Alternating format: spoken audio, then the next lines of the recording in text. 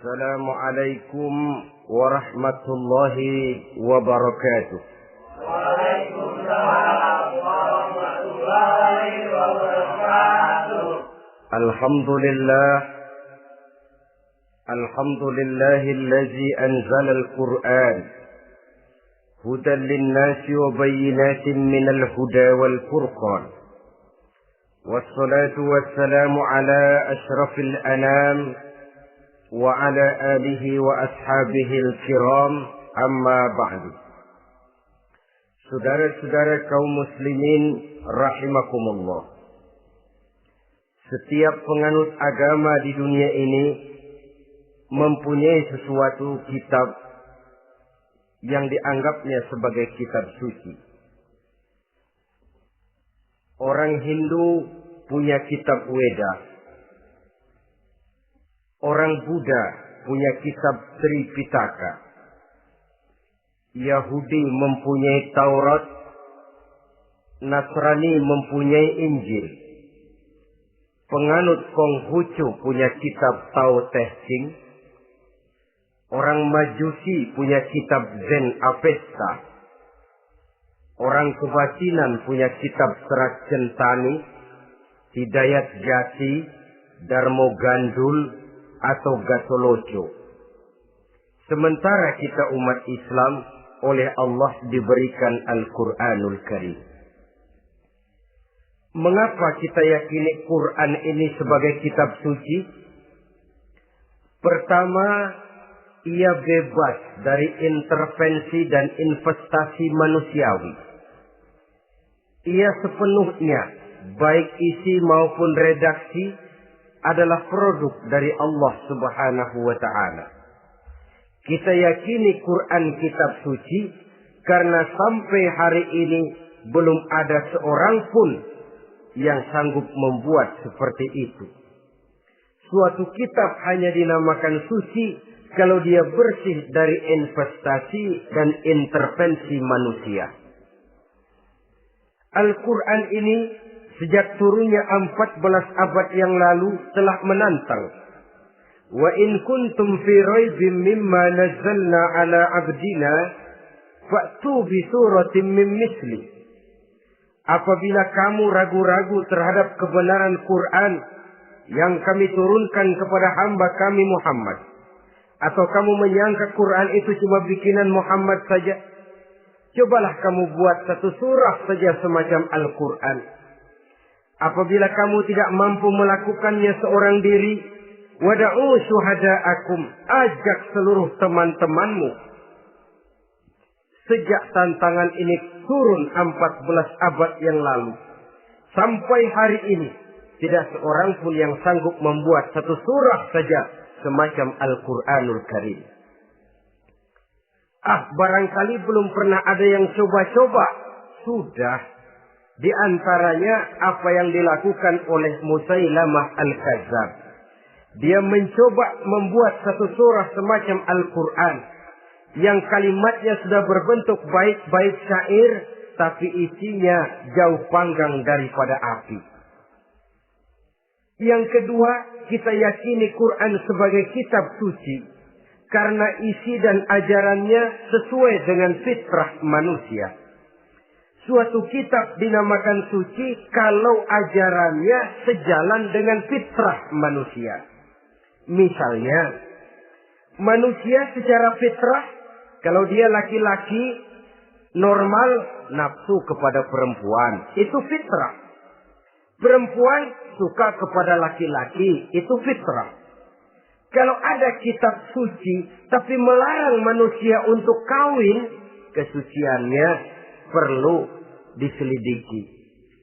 Quran kitab suci sejalan dengan fitrah manusia, maka ia menganjurkan manusia yang mampu untuk melangsungkan perkawinan. Contoh lain, secara fitrah manusia perlu makan. Kalau ada kitab suci yang melarang manusia puasa saja siang malam terus menerus, itu kan sama juga nyuruh orang mati. Quran sesuai dengan fitrah manusia. Maka dalam Islam puasa wisol, puasa ngableng apa itu istilahnya, puasa nyambung, Dari pagi sampai sore, sampai malam, sampai pagi lagi puasa terus. Bukan saja tidak boleh, malah haram hukumnya. Kenapa? Itu bertentangan dengan fitrah manusia. Yang ketiga, kita yakini Quran sebagai kitab suci karena isinya tidak kontroversial. Isinya tidak saling bertentangan satu sama lain. Di ayat manapun, Quran mengajarkan Allah itu Esa.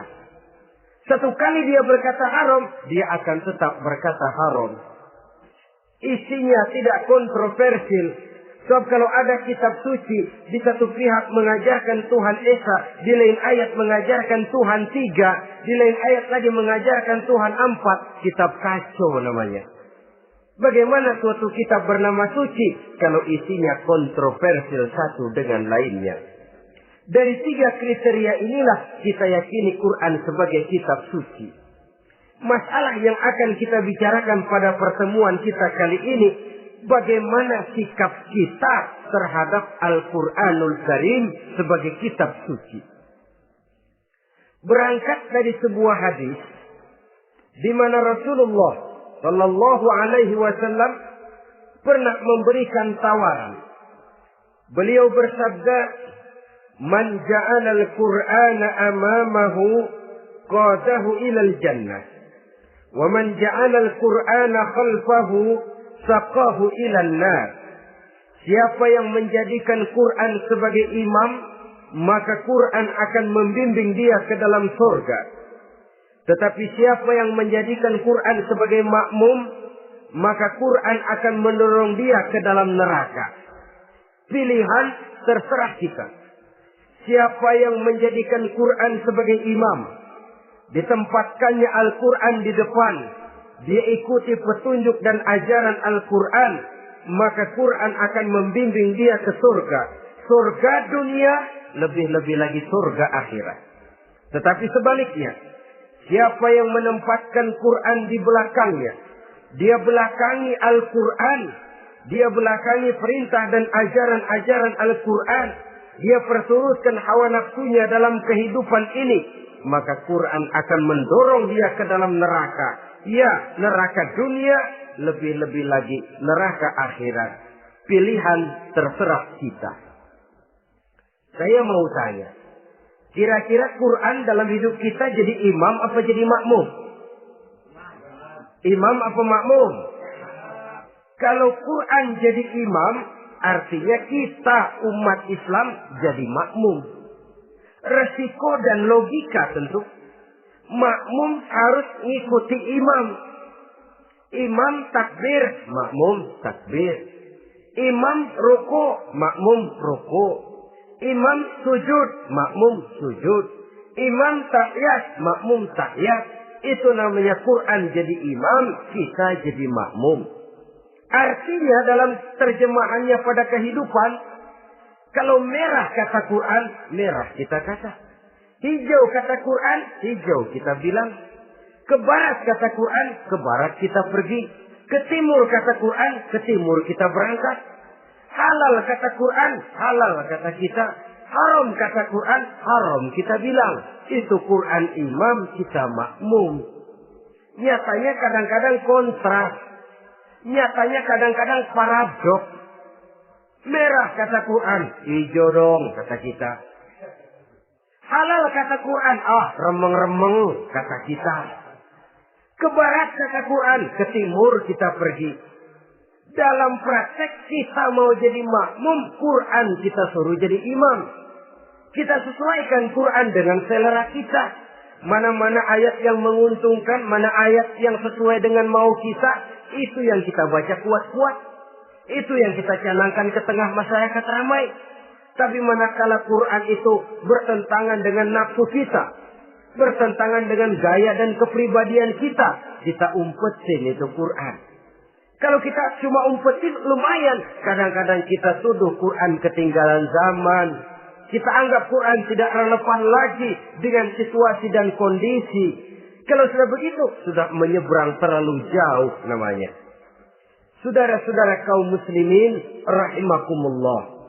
Inilah makna hadis Nabi yang diriwayatkan dari Imam Ali bin Abi Thalib, bersabda Rasul, "Man qara'al Qur'ana fastazharahu wa ahalla halalahu wa harrama haramahu adkhalahul jannah." Barang siapa yang membaca Al-Quran lalu memperhatikannya, kemudian menghalalkan yang halal dan mengharamkan yang haram, maka Allah akan memasukkan orang itu ke dalam surga. Ya surga dunia, ya surga akhirat. Apabila kita renungi hadis ini, maka untuk berimam kepada Al-Quran ada 3 jalan utama yang harus kita laksanakan. Pertama, dari kalimat man qara'al Qur'an, barang siapa yang membaca Al-Quran. Ini artinya siapa yang ingin menjadikan Quran sebagai imam di dalam kehidupan, jalan pertama yang harus ditempuhnya menanamkan kegemaran membaca Al-Quranul Karim. Al-Quran gharibun fima baina qaumin la yaqra'una. Quran akan jadi asing, Quran akan jadi aneh kalau terletak di tengah rumah orang Islam yang tidak suka membaca Al-Quranul Karim. Jadi langkah pertama, tanamkan kegemaran membaca Al-Quran. Saya tidak menyalahkan kalau remaja kita gandrung kepada Stevie Wonder. Baik kalau mereka senang kepada suara emasnya Michael Jackson atau suaranya Madonna. Tapi kalau sampai harus mengalahkan kecintaan mereka kepada membaca Al-Quran, ini ironi. Sebagai orang tua, kalau anak-anak kita buta huruf Latin, katanya menghambat pembangunan. Bahkan pemerintah saja menggalakkan bebas 3B itu. Buta aksara diantaranya, supaya rakyat bisa membaca huruf Latin. Kalau anak-anak kita buta huruf Latin, katanya menghambat pembangunan. Bagaimana kalau anak-anak kita buta huruf Quran? Jelas saja menghambat proses kesadaran dan kebangkitan dari dunia Islam itu sendiri. Satu contoh ringan. Dulu sebelum pembangunan merata, listrik belum lagi masuk desa, kampung gelap, rumah pakai lampu minyak. Kalau kita masuk kampung, terasa banyak orang Islam. Kenapa? Di rumah sebelah sana kita dengar anak muda sedang latihan baca rawi. Sebelah sini ibu-ibu sedang selawatan. Di rumah sana remaja sedang baca Quran. Pembangunan maju, listrik masuk desa. Alhamdulillah. Tapi apa yang kemudian terjadi? Proses pergeseran nilai. Setelah listrik masuk desa, radio main kenceng-kencengan. Televisi main gede-gedean. Baca Quran sudah barang aneh, langka. Tengoklah sekarang kalau kita masuk kampung, ada yang remaja sedang baca Quran. Rasanya kok aneh, nggak umum. Sesuatu yang baik malah menjadi nilai-nilai keanehan. Saudara-saudara kaum muslimin rahimakumullah, tanamkan kegemaran membaca. Dalam satu hadis Nabi pesan, nawiru buyutakum bitilawatil Quran. Sinari rumah tanggamu dengan bacaan Quran. Sebab listrik ini cuma bisa menerangi gelap, tapi tidak akan sanggup menerangi hati manusia. Quran produk Allah dibaca dalam segala keadaan, tepat dan pantas. Lihat saja, orang sedih baca Quran, terhibur. Orang gembira baca Quran, tidak lupa diri. Di rumah mewah ada yang baca Quran, bagus. Di kubu kreot di pinggir kali ada yang baca Quran, cocok. Orang kawin dibacakan Quran, bagus. Orang mati dibacakan Quran, tidak jelek. Dalam segala keadaan, in all season, bahasa kerennya, dia pantas dibaca. Saudara-saudara, bahkan orang sakit gigi pun kalau dengar baca Quran, tidak marah. Coba lihat. Dia senang benar lagu Michael Jackson, tapi giliran sakit gigi. Coba setelin lagu Michael Jackson, kalau nggak mencah-mencah. Kamu gila apa nggak tahu saya lagi sakit gigi? Tapi coba bacakan Quran. Dia pasti tidak marah. Begitu besar daya pengaruhnya. Bahkan Abu Jahal sama Abu Lahab pernah rapat. Kata Abu Jahal sama Abu Lahab, Mas Lahab, gini loh Mas. Kenapa? Ini saya pikir-pikir salah satu yang menyebabkan kenapa saudara kita banyak ikut ajaran Muhammad. Mereka kalau sudah dengar bacaan Quran terpesona. Jadi kita blokir saja. Caranya gimana?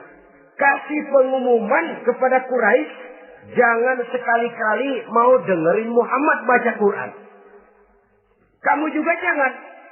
Dan kamu, saya pun begitu. Mari kita janji, tidak mau dengar bacaan Quran. Salaman. Pulang ke rumah masing-masing.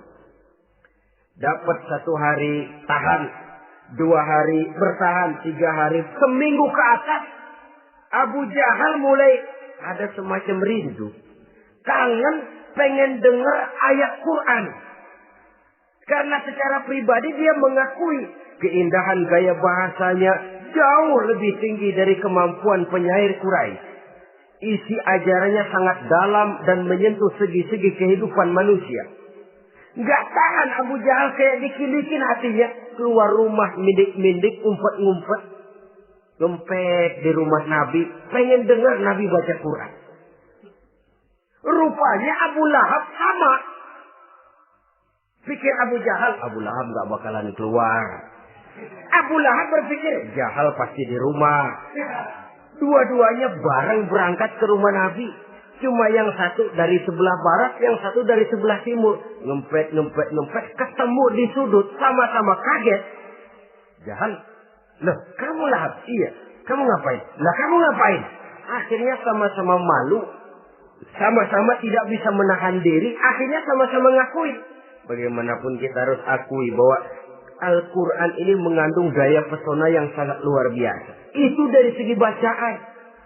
Belum lagi dari segi ajaran. Belum lagi dari segi isi. Tanamkan kegemaran membaca Al-Quran. Sampai-sampai Nabi katakan, Innal ladzi laisa fi jawfihi syai'un minal Quran kal baitil kharib. Orang yang dari tenggorokannya belum pernah keluar ayat Quran barang sepotong pun, belum pernah ngaji barang seayat pun, itu orang kata Nabi kal baitil kharib, kayak rumah kosong. Rumah kan kalau kosong biar bagus, mewah, besar, perabotannya lengkap. Kalau kosong angker. Setan kuntilanak memedik betah benar di situ. Saudara-saudara kaum muslimin rahimakumullah. Dalam satu percontohan Nabi mengatakan begini. Masalul mu'minil ladzi yaqra'ul Qur'an kamasalil usrujah. Rihuha thayyibun wa ta'muha thayyibun. Orang mukmin yang suka membaca Quran adalah ibarat buah usrujah.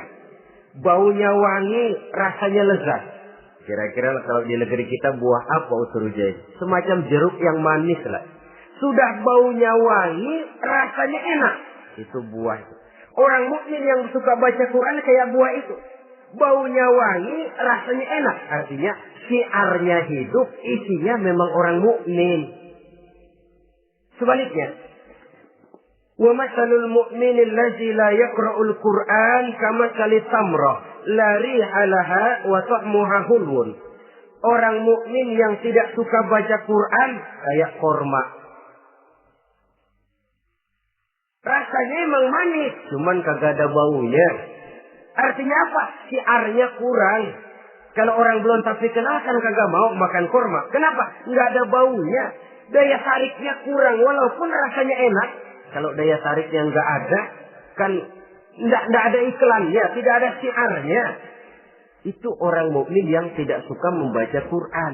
Ibarat buah, nggak ada baunya, walaupun rasanya enak. Orang kurang tergerak, kurang syiar, kurang daya tarik. Sebaliknya, wa masalul munafiq allazi yaqra'ul Quran kamasalir raihanah.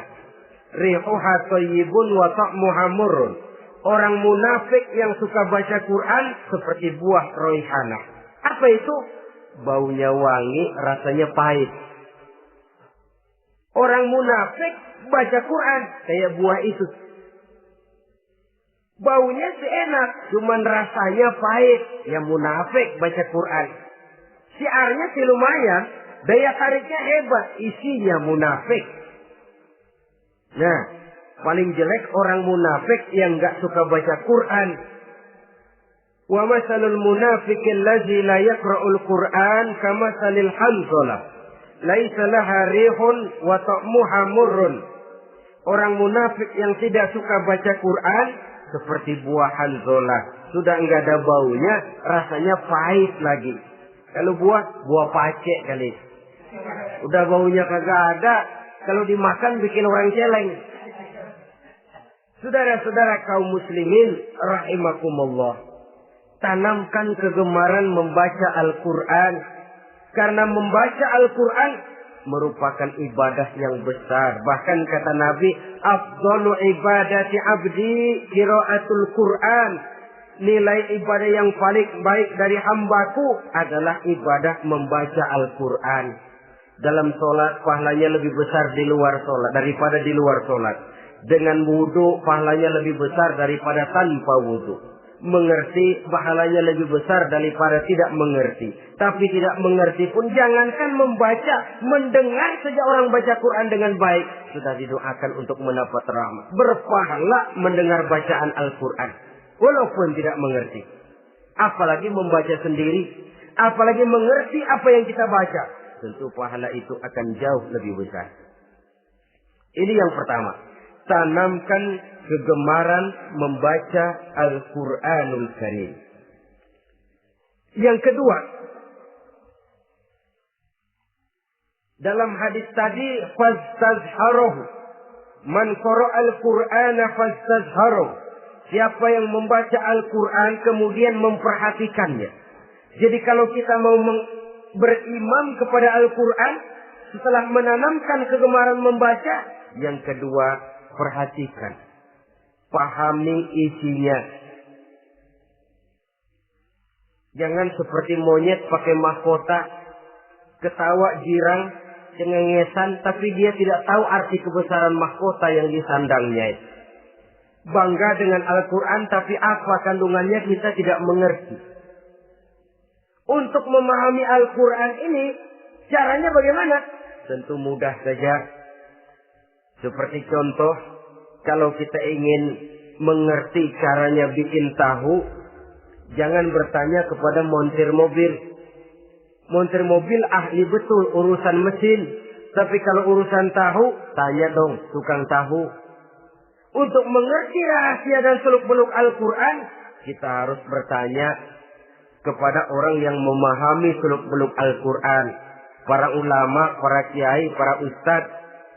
Yang kita tahu kualitas keilmuannya, kita yakini loyalitas dan integritasnya kepada Islam ini.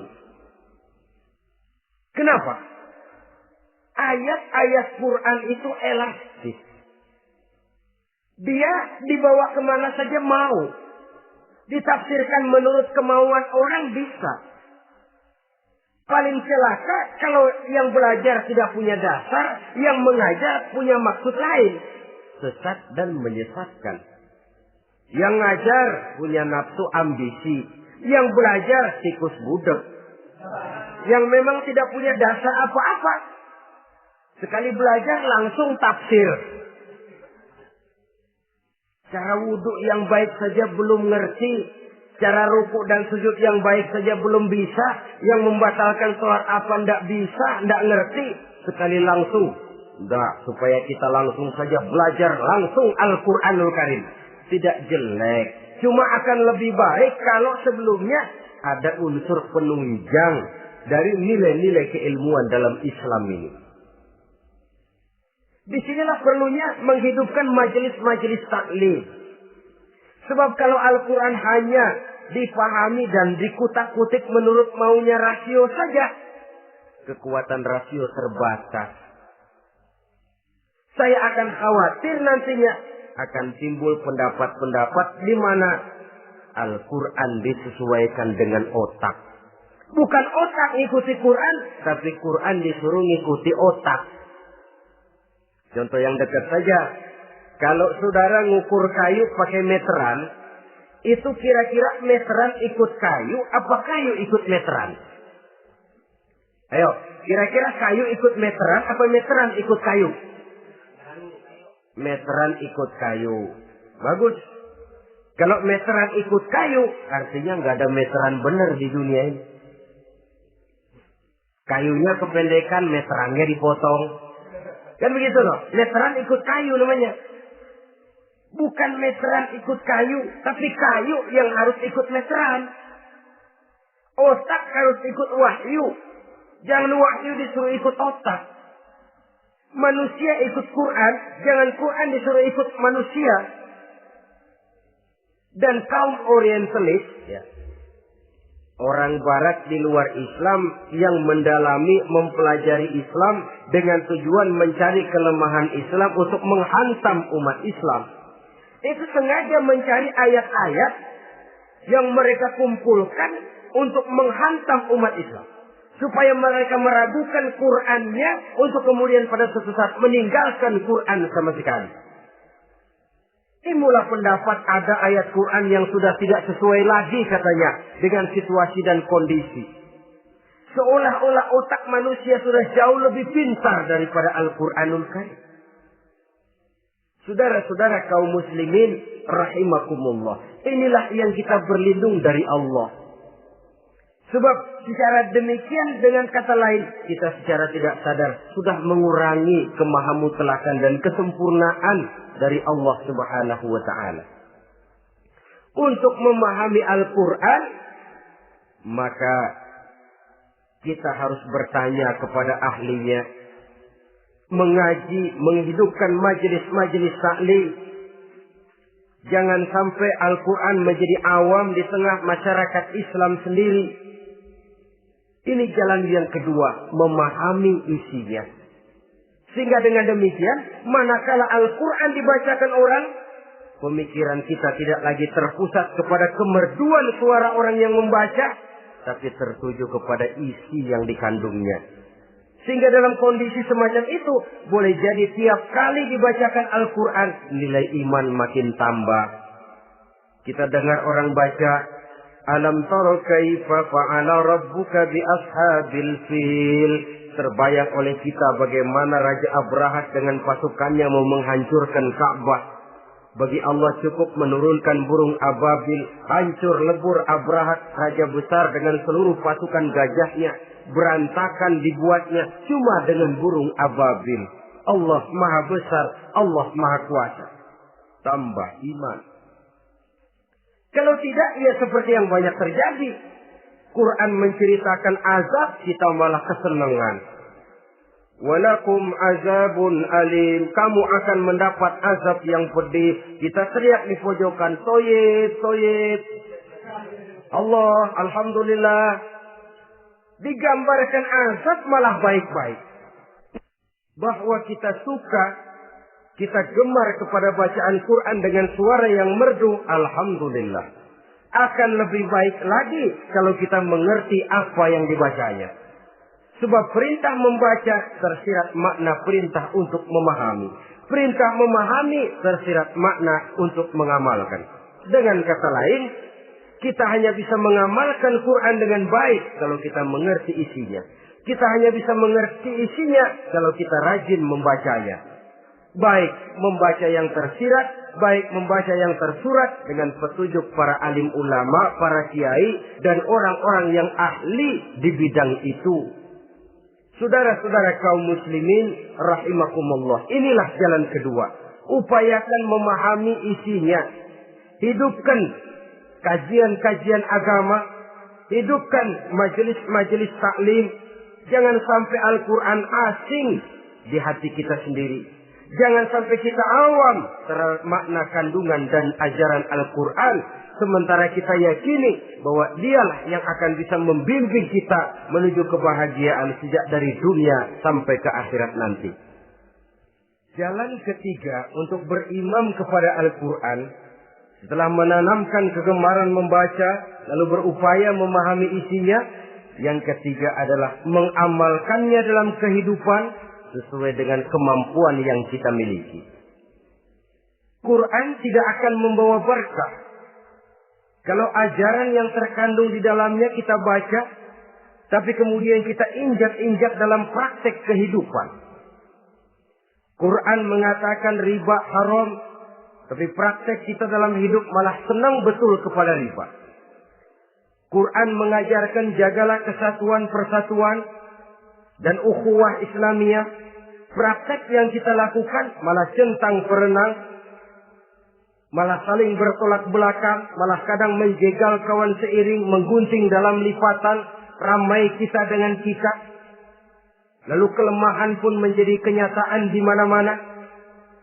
Quran sekali lagi tidak akan membawa berkah kalau yang kita baca kita injak-injak.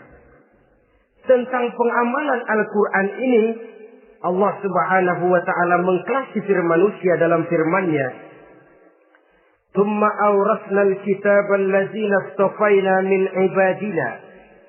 Kemudian kami wariskan Al-Quran ini kepada hamba-hamba kami yang kami pilih. Ya Allah, coba saja kita lihat ayat ini. Quran kitab pilihan, diberikan kepada umat pilihan, yaitu kita-kita ini. Lalu bagaimana umat pilihan ini setelah menerima Al-Quran? Terbagi dalam 3 kelompok besar. Pertama kata Allah, faminhum zalimun li nafsihi. Di antara mereka ada yang setelah menerima Al-Quran kemudian zalim kepada dirinya sendiri. Artinya hanya mulutnya saja yang menerima Al-Quran, tapi perbuatannya menginjak-injak Al-Quran. Orang semacam ini tidak zalim kepada Allah, tidak zalim kepada Rasulullah, tetapi orang semacam ini zalim kepada dirinya sendiri. Dia terima Quran dengan mulutnya, tapi dia injak-injak Quran dengan perbuatannya. Na'udzubillah summa na'udzubillah. Kelompok yang kedua, faminhum muqtasid. Di antara mereka ada yang setelah menerima Al-Quran lalu muqtasid. Muqtasid ini 50-50. Ngambil jalan tengah. Ajaran Quran dipakai, ajaran setan dikerjain. Artinya juga perintah Quran oke, larangan Quran ho-oh. Saudara-saudara, malaikat bingung bagaimana monternya nih anak ini. Perintah Quran dikerjain, larangan Quran juga dikerjain. Ini muqtasid. Nah, yang ideal adalah golongan yang ketiga kata Allah. Wa minhum sabiqun bil khairati biiznillah. Di antara mereka ada lagi yang setelah menerima Al-Quran lalu berlomba-lomba melaksanakannya. Berlomba-lomba mengamalkan kebaikan, dan itu hanya bisa terjadi biiznillah, dengan izin dari Allah. Hidayah, saudara-saudara. Berapa banyak orang yang mengerti Quran tapi hidupnya jauh dari cahaya Quran. Berapa banyak orang yang ahli Quran tapi cahaya Quran tidak menerangi kehidupannya. Berapa banyak orang yang ahli hukum tapi bikin bingung masyarakat dengan fatwanya. Saudara-saudara kaum muslimin, kenapa bisa terjadi? Itu tidak ada hidayah, tidak biiznillah, tidak ada izin dari Allah. Maka bisa membaca Quran, alhamdulillah. Bisa memahaminya, kita bersyukur kehadirat Allah. Lebih penting dari itu, kita mohon hidayah agar bisa mengamalkannya sesuai dengan kemampuan kita. Saudara-saudara kaum muslimin rahimakumullah. Mana yang lebih banyak di zaman kita sekarang ini? Kita bisa analisa. Ada yang menerima Quran hanya dengan mulutnya saja. Kalau ditanya, Tuhanmu siapa? Allah. Kiblatmu mana? Ka'bah. Saudaramu siapa? Umat Islam. Kitab sucimu apa? Quran. Kamu bisa baca? Enggak. Ya, kalau cuma enggak bisa baca, barangkali kadang-kadang Quran saja pun tidak punya. Ini yang ironi, ini yang menyedihkan. Saudara-saudara kaum muslimin rahimakumullah. Tanpa melaksanakan konsepsi Al-Quran di dalam kehidupan, maka kesenangan kita membacanya, pengertian kita tentang Al-Quran barangkali tidak akan bisa berbuat terlalu banyak di dalam kehidupan. Maka sekarang ini sudah ada terjemahan Quran dalam bahasa Indonesia, dalam bahasa daerah, dalam bahasa Inggris, Belanda, bahkan Jerman, yang masih harus terus dan selalu ditingkatkan terjemahan Quran di dalam kehidupan. Dengan kata lain, kita umat Islam menunggal dengan Quran kita. Jangan cuma jadi kebanggaan Islam tinggi, tidak ada yang lebih tinggi dari Islam. Quran kitab suci, tidak ada yang bisa menandinginya. Qurannya, tapi umatnya, kadang-kadang kita ini jauh panggang daripada api. Kita bersyukur musabaqah tilawatil Quran dihidupkan dengan biaya bermiliar rupiah. Sejak dari tingkat kelurahan, kecamatan, wali kota, provinsi, sampai kepada tingkat nasional. Untuk menanamkan kegemaran membaca Quran. Setelah itu, hendaknya diadakan peningkatan dengan upaya memahaminya. Sehingga pada suatu saat, boleh kita adakan musabaqah pengamalan Quran. Hadiahnya sudah langsung dari Allah sendiri. Ini yang kita perlu berlomba. Berlomba mengamalkan ajaran Quran. Sabiqun bil khairat. Berlomba mengamalkan ajaran-ajaran Al-Quranul Karim.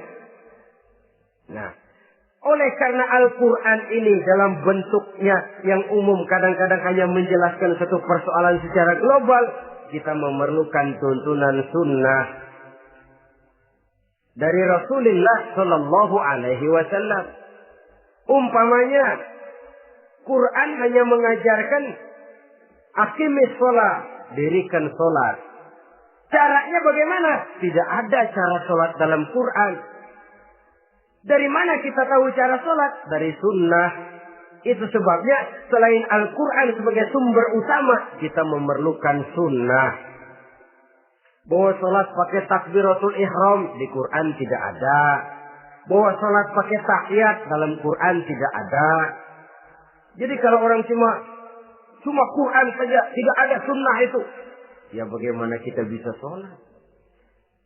Quran cuma mengatakan wa atimul hajja wal umrata lillah, laksanakan haji dan umrah karena Allah. Bagaimana manasik haji? Bagaimana cara sa'i? Bagaimana cara wukuf? Bagaimana cara melontar? Tidak ada dalam Quran. Yang memuat itu tidak lain sunnah. Untuk memahami Quran dan sunnah ini, kita memerlukan orang yang menguasai Quran dan sunnah. Oleh karena itu, kita perlu petunjuk kepada para ulama. Itu sebabnya Quran sendiri mengatakan, wa in tanaza'tum fi syai'in farudduhu ila Allahi wa rasulih. Apabila kamu berbeda pendapat tentang suatu persoalan, kembalikan kepada Allah dan Rasulnya. Kembalikan kepada Allah, artinya kembalikan kepada Quran. Kembalikan kepada Rasul, maksudnya kembalikan kepada sunnah. Siapa yang mengerti Quran dan sunnah? Para ulama yang kualitas ilmunya kita yakini, loyalitas dan kredibilitas serta integritas keislamannya bisa menjadi panutan. Saudara-saudara kaum muslimin rahimakumullah. Dengan demikian, kalau orang berkata langsung saja memahami Quran, sekarang ini sudah banyak terjemahannya, tidak usah lewat ulama-ulamaan. Saya tidak mencela, cuma agak mengkhawatirkan. Kalau dia memahami Quran cuma sekedar lewat terjemahannya saja, sangat mungkin jadi dia bisa salah paham. Kita memerlukan bantuan sunnah, kita memerlukan petunjuk para ulama yang menguasai di bidang itu. Kembalikan kepada Quran dan sunnah, artinya bertanya kepada orang yang memahami Quran dan sunnah. Nah, dengan begitu kan akan terjadi perbedaan pendapat. Perbedaan pendapat sesuatu yang halal sepanjang tidak menyebabkan kita berpecah belah. Halal berbeda pendapat. Asal diletakkan pada proporsinya. Apalagi kalau perbedaan pendapat itu cuma masalah teknis, bukan masalah prinsip. Kenapa tidak pulang saja kepada tuntunan Quran? Lana a'maluna wa lakum a'malukum. Kami akan mengamalkan amalan yang kami yakini benarnya. Saudara persilahkan mengamalkan amalan yang saudara yakini benarnya. Sama-sama punya alasan, sama-sama punya dalil. Tidak usah saling menyalahkan. Tidak usah saling mengklaim, merasa yang paling benar, orang lain salah semua. Kemukakan argumen, jangan sentimen. Harus dengan semangat mencari kebenaran, bukan untuk mencapai kemenangan. Kalau sentimen lebih penting dari argumen, kalau kemenangan lebih diutamakan dari mencari kebenaran, yang berlaku kadang-kadang gengsi. Kalau sudah gengsi, yang bicara emosi. Kalau sudah emosi, istilah kita di kampung, ngambek. Gedean ilmunya sama ambeknya. Kadang-kadang, saya kalau nggak jadi imam, nggak mau sembahyang di situ. Kalau nggak jadi imam, orang lain dianggapnya kagak sah sembahyangnya. Pokoknya kalau nggak ngaji sama saya, Islamnya kurang benar. Mengklaim. Perbedaan pendapat wajar, halal, asal tidak menyebabkan kita berpecah belah. Dan sewajarnya kita lebih berusaha mencari titik pertemuan, memperbesar persamaan, dan bukan mengutak-utik perbedaan. Kadang-kadang inilah penyakit kita nih. Satu kunut, satu tidak sembahyang subuhnya. Bisa RT. Satu usoli, satu tidak. Bisa RW. Satu azan sekali Jumatan, satu dua kali. Bikin masjid lagi. Kenapa bukan persamaannya yang dicari? Kenapa justru perbedaannya yang diperbesar? Yang masalah macam ini sampai kiamat tidak pernah selesai. Kan lebih baik kalau kita ditanya orang, Pak, sholat subuh itu pakai kunut apa tidak sih? Kalau saya pakai. Kalau yang tidak pakai kunut bagaimana Pak? Betul, kata yang tidak pakai. Jadi yang pakai kunut betul? Betul, karena saya pakai kunut. Yang tidak juga betul? Betul, kata yang tidak pakai. Kalau yang kunut betul, yang tidak kunut betul, lalu yang salah yang mana Pak? Yang salah yang subuh nggak sembahyang. Lebih objektif, proyek garapannya ada, umat tidak berpecah belah. Yang konyol, kadang-kadang khutbah Jumat pakai membongkar khilafiyah, menghantam tahlil, menghantam kunut. Selesai sembahyang Jumat, apa yang terjadi? Umat resah, masyarakat gelisah, polemik timbul, masalah tidak terselesaikan. Orang jadi khotib itu raja dalam mimbar Jumat, siapa yang mau bantah dia?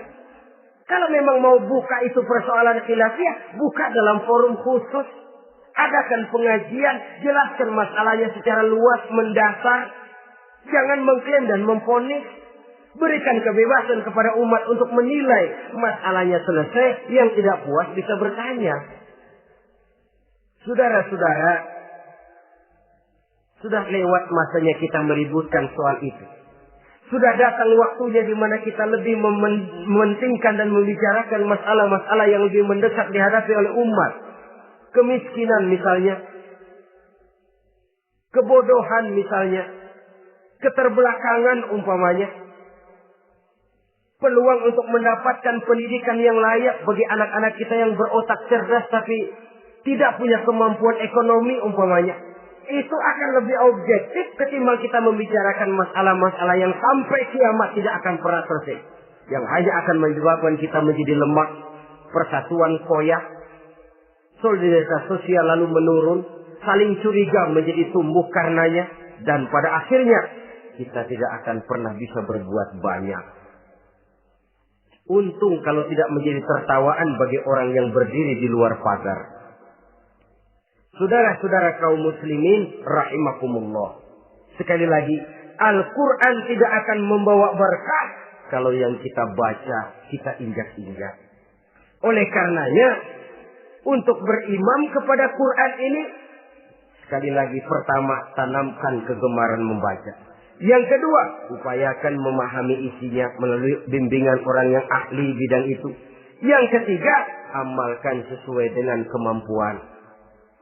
Sebab itu ada prinsip, kalau isi suatu hadis nampaknya bertentangan dengan otak, kesohihan hadis itu boleh diperiksa. Tapi kalau ayat Quran nampaknya bertentangan dengan otak, otaknya yang harus diperiksa. Jangan Qur'annya lalu disesuaikan dengan otak.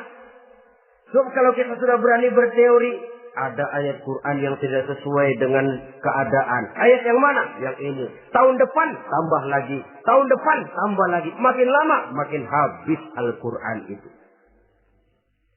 Yang perlu diperbarui cara kita memahami Quran. Bukan dengan mengemukakan teori ayat Quran kehilangan relevansi. Cara kita memahami barangkali yang kurang relevan. Dalam situasi, dalam konteksnya dengan situasi dan kondisi. Jangan lupa, Al-Quran ini kan untuk semua umur. Dia bisa dipahami secara filosofis, dia bisa dipahami dengan kacamata orang awam. Tingkat kemampuan berpikir orang tidak semuanya sama. Kalau semua orang kita mau ajak berfilsafat, merenung dalam-dalam, menerawang tinggi-tinggi, ialah buat mereka yang terjangkau oleh perguruan tinggi. Tapi buat saudara-saudara kita, pedagang-pedagang kecil, petani di desa-desa terpencil, remaja-remaja yang jauh dari sentuhan teknologi canggih, sanggupkah mereka berpikir filosofis? Sementara mereka merupakan bagian terbesar dari kondisi umat ini. Saudara-saudara kaum muslimin, oleh karenanya ditentang membaca, memahami dan mengamalkan, Rasulullah Shallallahu Alaihi Wasallam pernah memberikan sugesti.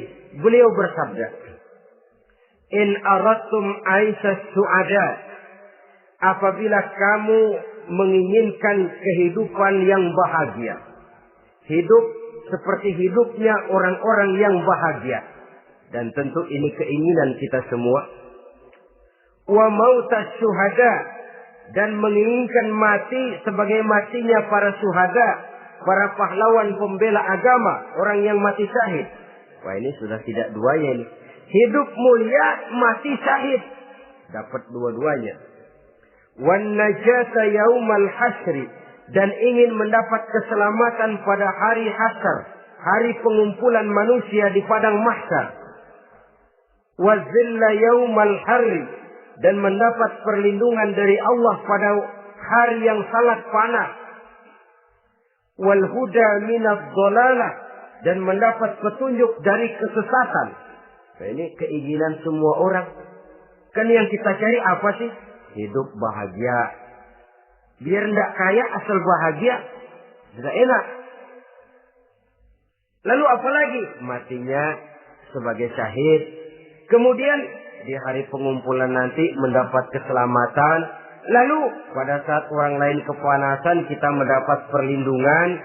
Kemudian orang lain kebingungan kita mendapat petunjuk. Kalau ini yang diinginkan kata Nabi, resepnya fa'adimu qiraatal Quran. Maka lazimkan, biasakan olehmu membaca Quran. Tidak ada terlambat. Idealnya memang dari kecil, sebab lidah kalau sudah kaku berat. Disuruh baca innallaha laghaniyun hamid. Lidahnya berat. Innallaha lampuniyun hamid. Lampuniyun. Laghaniyun jadi lampuniyun. Lidah itu kalau sudah berat ya memang berat. Disuruh baca ya bani Israel. Lidahnya berat. Ya bini Siroil. Jadi ya bini Siroil. Saudara-saudara, idealnya memang dibiasakan dari kecil supaya lidah itu ringan. Kalau tidak ada istilah terlambat. Saya malu Pak belajar alif-alifan udah gede. Ya jangan alif-alifan, alif beneran. Alif-alifan kapan bisa ya? Alif beneran yang dipelajari. Tidak ada istilah terlambat, tidak ada istilah malu untuk belajar Al-Quran ini. Saudara-saudara kaum muslimin rahimakumullah. Ini sugesti untuk menanamkan kegemaran membaca. Lalu sugesti untuk memahaminya. Tentu banyak ayat, banyak hadis. Mengapa tidak di antara kamu sekelompok orang yang berangkat untuk memperdalam, memahami agama. Falaula nafaro min kulli firqatin minhum ta'ifatun liyatafaqahu fid din. Di tengah kelompok orang yang berangkat belajar teknologi canggih, di tengah grup orang yang mendalami ekonomi, di tengah kelompok orang yang membidangi hukum, di tengah kelompok orang yang sibuk meneliti ilmu-ilmu kedokteran, mengapa tidak ada kelompok orang yang secara takhasus liyatafaqahu fid din, mendalami agama ini, mendalami Quran ini? Harus ada. Lalu sugesti untuk mengamalkan Al-Quran kelihatan dari peringatan Allah yang kita bisa temukan pada surah Toha ayat 124 sampai dengan 127. Wa man a'rada an zikri, barang siapa yang berpaling dari peringatanku, kata Allah. Barang siapa yang berpaling dari Al-Quran ini, dia terima Al-Quran, dia imani Quran, tapi dia berpaling dari ajarannya, dia injak-injak apa yang seharusnya dia amalkan, dia perturutkan hawa nafsunya, maka kata Allah, fa inna lahu ma'isyatan dhanka, dia akan diberikan satu penghidupan yang sempit. Inna lillahi wa inna ilaihi raji'un. Diberikan hidup yang sempit. Kalau hidup sudah terasa sempit, bagaimanapun luasnya rumah, sempit. Kalau hidup sudah terasa sempit, bagaimanapun banyaknya harta, sumpek. Kalau sudah hidup ini terasa sempit, bagaimanapun luasnya pergaulan, tidak ada tempat kita bertanya, melarikan persoalan, membagi rasa. Siapa yang berpaling dari Quran, dia akan diberikan penghidupan yang sempit. Bukan dagangnya tidak untung, bukan kerjanya tidak digaji, tapi kesempitan hati lebih bahaya loh dari kesempitan ekonomi. Itu di dunia. Di akhirat, wa nahsyuruhu yaumal qiyamati a'ma. Di akhirat nanti dia akan dikumpulkan oleh Allah dalam keadaan buta. Ya Allah, ya Rasul. Padahal ke akhirat kita baru tumben. Sekali ke akhirat buta. Masya Allah. Di tempat kita lahir saja, kalau tadinya kita melihat, tahu-tahu menjadi buta, kita bingung. Padahal jalan sudah pernah kita lihat, arah sudah pernah kita tahu. Bagaimana di padang mahsyar nanti? Kemana jalan yang akan ditempuh? Kepada siapa kita hendak bertanya? Mana teman, mana istri, mana anak? Buta pula kita. Satu kesengsaraan yang merupakan puncak kesengsaraan. Dikala itu orang yang semacam tadi protes. Rabbi, lima hasyartani a'ma wa qad kuntu basira. Wahai Allah, kenapa hari ini saya dikumpulkan dalam keadaan buta? Padahal ketika di dunia dulu saya melihat, saya menyaksikan gunung yang menjulang tinggi ke angkasa. Saya melihat lautan yang luas terhampar biru membentang. Saya saksikan tanah, sawah luas menguning. Saya saksikan keindahan alam. Di dunia saya melihat Allah. Kenapa sekarang saya dikumpulkan dalam keadaan begini? Protes dia, tidak terima dia. Allah jawab, kadzalika atatka ayatuna fanasisaha. Kata Allah, begitulah memang. Dahulunya waktu di dunia telah datang ayat-ayat kami kepadamu. Telah turun Al-Quran. Telah datang agama. Fanasitaha. Tapi kamu lupakan dia. Kamu lupakan Quran. Kamu lupakan Islam. Datang ayat, turun Quran, turun agama. Kamu belaga filon. Kamu belaga enggak tahu. Wa kadzalikal yauma tunsa. Maka hari ini pun begitulah kamu dilupakan. Sebagaimana dulu waktu di dunia, kamu telah melupakan ayat-ayatku, melupakan kitabku, melupakan ajaran-ajaranku. Hari ini kamu pun dilupakan. Seolah-olah Tuhan cuma nggak bilang, mereka protes, Tuhan, kenapa saya buta padahal di dunia saya ngeliat. Kata Tuhan, kalau bahasa kita, lu rasain. Lu sih, kenapa dulu di dunia? Pura-pura nggak lihat. Kenapa waktu di dunia? Pura-pura nggak tahu. Kenapa waktu di dunia? Kamu lupakan Quran. Maka hari ini pun engkau kami lupakan. Wa kadzalika yauma tunsa. Wa kadzalika najzi man asrafa walam yu'min bi ayati rabbih wal azabul akhirati asyaddu wa abqa. Demikianlah kami membalas orang yang berlebih-lebihan, orang yang melampaui batas dan tidak mau beriman kepada ayat-ayat Tuhannya, dan sungguh siksa akhirat itu lebih dahsyat dan lebih kekal. Siksa dunia mungkin kelaparan, kekurangan ekonomi, kekurangan pakaian, tapi berapa hari paling lama seumur manusia? 70 tahun umur kita, ya paling lama begitulah. Tapi siksa akhirat, kesengsaraan akhirat, kesengsaraan neraka, asyaddu wa abqa, lebih dahsyat dan lebih kekal. Di zaman sekarang orang bukan cuma berbuat potong kompas, berpikir pun potong kompas, berpikir pun ngambil jalan pintas. Dia lebih memilih kesenangan yang sedikit dengan mengorbankan kesenangan yang abadi. Dia mengejar surga yang sebentar dengan menghancurkan surga yang kekal. Dicarinya surga dunia, hidup cukup, rumah bagus, makan bagus, pakaian bagus, istri bagus, dengan menghalalkan segala macam cara, berpaling daripada kehidupan agama, lalu menginjak-injak Al-Quranul Karim. Kita berlindung kepada Allah. Jangan sampai dimasukkan dalam kelompok yang di akhirat nanti dibangkitkan dalam keadaan buta. Na'udzubillah, summa na'udzubillah. Di sini kita terkesan dengan apa yang dikatakan Sayyid Muhammad Abduh. Al-Islam mahjubun bil muslimin.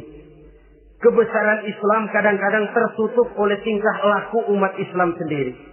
Keluhuran dan kesempurnaan Al-Quran tertutup oleh kebodohan umat Islam. Sedangkan untuk mengungkapkan rahasia Al-Quran ini diperlukan keahlian yang kompleks. Saudara yang di Fakultas Teknik belajar teknologi, ungkap buka rahasia Quran di bidang teknologi. Saudara yang di bidang kedokteran, ungkap buka rahasia Al-Quran di bidang kedokteran. Saudara yang ahli geologi, pelajari struktur kulit bumi dengan mengungkap rahasia Al-Quran. Sehingga pengkajian kita tentang teknologi, pengkajian kita tentang angkasa luar, pengkajian kita tentang anatomi manusia akan berakhir kepada Subhanaka ma khalaqta hadza batila. Ya Allah, tidak satu pun yang Engkau ciptakan ini sia-sia. Perut bumi mengandung minyak, timah, kekayaan yang berharga untuk manusia. Mempelajari angkasa luar bisa memahami musim dan menyelamatkan manusia. Mempelajari rimba belantara, teknologi canggih, akhirnya akan memperkuat nilai-nilai iman. Menterjemahkan ajaran Quran lewat disiplin ilmu yang kita kuasai masing-masing, untuk kemudian bekerja sama bahu-membahu dalam rangka mengimani Al-Quran, mengamalkan Al-Quran, dan mengawal keluhuran Al-Quranul Karim yang atas dasar tuntunannya kita hidup, untuknya kita berjuang, dan dalam bimbingannya kita ingin kembali menghadap Allah Subhanahu wa Ta'ala. Inilah pertemuan yang singkat ini. Mudah-mudahan kita diberikan kekuatan oleh Allah untuk berimam kepada Al-Quran, menjadikannya sebagai pedoman utama di dalam kehidupan kita. Terima kasih atas segala perhatian. Mohon maaf atas segala kekurangan. Usikum wa nafsi bitaqwallah. Wassalamualaikum warahmatullahi wabarakatuh.